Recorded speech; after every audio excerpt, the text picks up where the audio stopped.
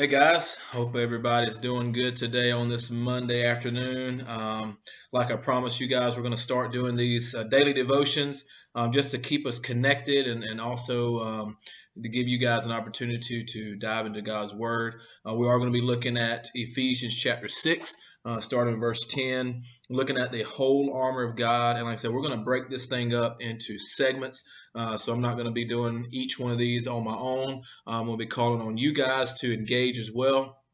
So students will be sharing each and every day with us, and so I'll be contacting you individually and letting you know what day will be your day, and so you can prepare and work through that. But continually check our Facebook page at church and also Restoration Students just for information and links and some things to keep you connected and keep us connected during this time of quarantine. And so hopefully you guys are not getting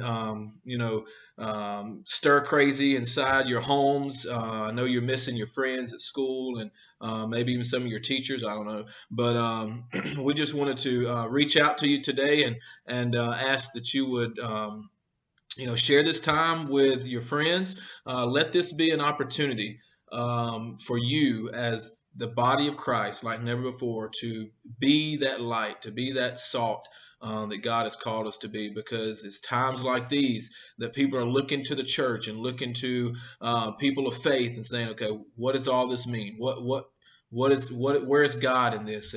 And hopefully we can provide them some assurance that no matter what, God is still in control. That whatever we face and whatever we go through, God is still in control. And so get some jam on, get some music going, and just worship God. Find ways that you can. Really serve, especially those that are less fortunate and our senior citizens who may be, shut in and may not have much family to help them out and provide that assistance to them. So be creative with that.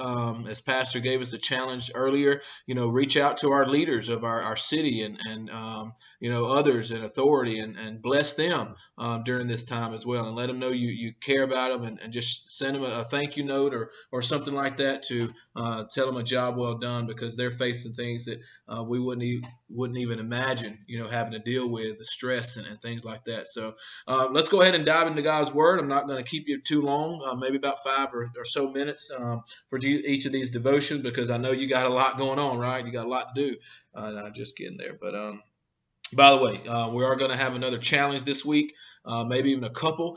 So that'll be coming out a little bit later, and maybe even give you a hint at the end of this devotion today. So let's look at Ephesians chapter 6, what Paul is saying here. And I'm just going to read a couple verses here and then just share what's on my heart briefly with you as we get going for the rest of our devotions throughout this week. It says in verse 10, "Finally, be strong in the Lord and in the strength of his might. Put on the whole armor of God, that you may be able to stand against the schemes of the devil. For we do not wrestle against flesh and blood, but against the rulers, against the authorities, against the cosmic powers over this present darkness, against the spiritual force of evil in the heavenly places. Therefore, take up the whole armor of God, that you may be able to withstand in the evil day, and having done all to stand, stand firm. Stand therefore." Amen. And so, just looking at this, as Paul starts this passage out, it's basically a call for perseverance. It's also a call of permanence. He says, "Take up the whole armor of God." So that tells me, hey, there's no retreat. If I'm a soldier in the army of God, there is no retreat. I'm moving forward. And man, during these hard times and these difficult days that we're in, these uncertainties that are all around us, don't allow doubt to creep in. Don't allow frustration to creep in, because, as the church, this is an opportunity for us to shine like never before. But the enemy is lurking. The Bible says he's like a roaring lion, seeking whom he may devour. And so not only do we have to be equipped, but we have to be ready. We have to stand guard. We have to be alert. And in these moments of crisis in our nation and even around us, as we can't get together as collective body in a building, we can still work together. We can still praise God together. We can still be connected via social media and avenues like this, and other ways to spread the good news. And so Paul is saying, I want you to put on the whole armor of God with the intention it's going to be permanent. It's not something like at the end of the day, you come home, you throw your dirty clothes off or whatever, and put on some fresh, clean clothes. Paul is saying, once you put on this armor, once you place this armor on your body, the whole armor of God, not of the world, not of your own selfish, creations, but the armor of God, the full armor. It says it's a permanence about it. It's something that you're going to stay. It's going to stay with you now for now on.